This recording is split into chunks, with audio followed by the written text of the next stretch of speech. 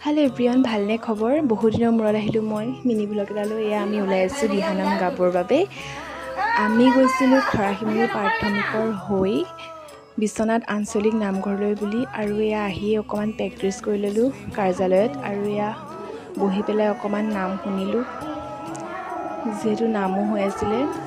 শংকৰদেৱৰ জন্মোৎসৱ উপলক্ষে দিহানাম প্ৰতিযোগিতা পতা হৈছিল আমিও অংশগ্ৰহণ কৰিলো আমাৰ খৰাহিমুল প্ৰাথমিকৰ হৈ আৰু এয়া বাহিৰতে অকমান বহি লেকচাৰ দিলো